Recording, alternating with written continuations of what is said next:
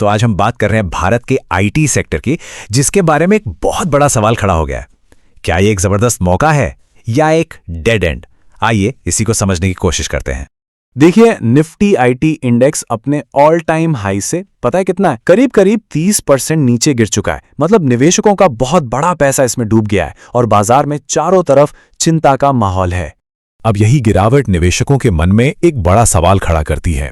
क्या ये 30% की छूट पर एक सेल लगी है या फिर ये एक बड़ी चेतावनी है? ठीक है, तो चलिए इसे और गहराई से समझते हैं। सबसे पहले देखेंगे कि ये 30% की गिरावट आखिर है क्या। फिर बात करेंगे उस सबसे बड़े डर की, एआई डिस्रप्शन की। इसके बाद हम देखेंगे कि इस सेक्टर में वापसी का दम क्यों है, पुराने आंकड़े क्या कहानी बताते हैं, और आखिर में एक इन्वेस्टर के लिए क्या स्ट्रैटेजी हो सकती है। तो सबसे पहला सवाल, आखिर ये गिरावट कितनी सीरियस है? ये जो बिकवाली हुई है ना, ये बहुत ही तेजी से हुई है। मतलब एक बड़ा हिस्सा तो सिर्फ पिछले कुछ हफ्तों के अंदर ही गिर गया। और इस तेज गिरावट के पीछे विदेशी निवेशकों का बहुत बड़ा हाथ था। सिर्फ 2 हफ्तों में उन्होंने आईटी सेक्टर से 10,000 करोड़ रुपए से भी ज्यादा निकाल लिए। अब यह साफ साफ दिखाता है कि बाजार का सेंटिमेंट कितना कमजोर हो गया है। चलिए अब इस पूरी घबराहट की जड़ पर आते हैं, और वो है आर्टिफिशियल इंटेलिजेंस यानी एआई का डर। देखिए, सबसे बड़ी चिंता यह है कि जो जेनरेटिव एआई है वो उन सारे कामों को ऑटोमेट कर सकता है जो अभी भारत की लाखों लोगों की आईटी वर्कफोर्स करती है।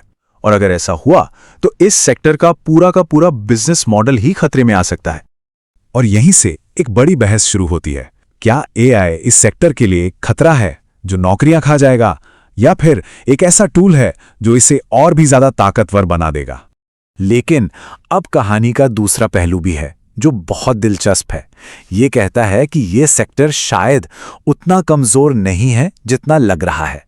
इस नजरिए के हिसाब से एआई एक्सपर्ट्स की जरूरत को खत्म नहीं करता, बल्कि उनके टूल किट को अपग्रेड कर देता है। मतलब एआई उन्हें और तेज और स्मार्ट बना देगा।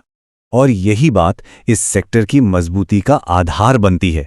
देखिए, इनके पास कैश है, दमदार लीडरशिप है और टैलेंट की भी कोई कमी नहीं है। ये सब मिलकर बदलाव को अपना सकते हैं। तो ठीक है, तर्क वितर्क बहुत हुआ। अब सीधे आंकड़ों पर आते हैं। देखते हैं कि इतिहास और मौजूदा कीमतें क्या कह रही हैं। इस भारी गिरावट के बाद अब सेक्टर का वैल्यूएशन काफी हद तक ठीक ठाक लग रहा है। इसका जो प्राइस टू अर्निंग्स रेशियो है, जो ये बताता है कि कोई कंपनी महंगी है या सस्ती, वो अब अपने 10 साल के एवरेज के आसपास ही ट्रेड कर रहा है। और अगर हम पीछे मुड़कर देखें तो पता चलता है कि ऐसी बड़ी गिरावटें कोई नई बात नहीं है। ये सेक्टर हमेशा से ही ऐसा ही रहा है। इसमें उतार चढ़ाव आते रहे हैं, लेकिन हर बड़ी गिरावट के बाद इसने जबरदस्त वापसी भी की है। मतलब इतने उतार चढ़ाव के बावजूद जिन निवेशकों ने सब्र रखा, उन्हें लंबे समय में लगातार अच्छा रिटर्न मिला है। तो इन सब बातों को मिलाकर देखें तो एक निवेशक को क्या करना चाहिए? क्या कोई एक्शन लेने लायक स्ट्रैटेजी है? सोस के लेखक एक बहुत ही डिसिप्लिन्ड अप्रोच की सलाह देते हैं। पहला, कम से कम 5 साल का नजरिया रखिए। दूसरा, किसी एक स्टॉक पर दांव लगाने के बजाय पूरे सेक्टर में पैसा लगाइए, जैसे म्यूचुअल फंड के जरिए।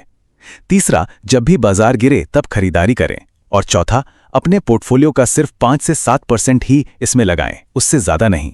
लेकिन एक बात समझना बहुत जरूरी है। किसी एक सेक्टर में पैसा लगाना हमेशा हाई रिस्क होता है।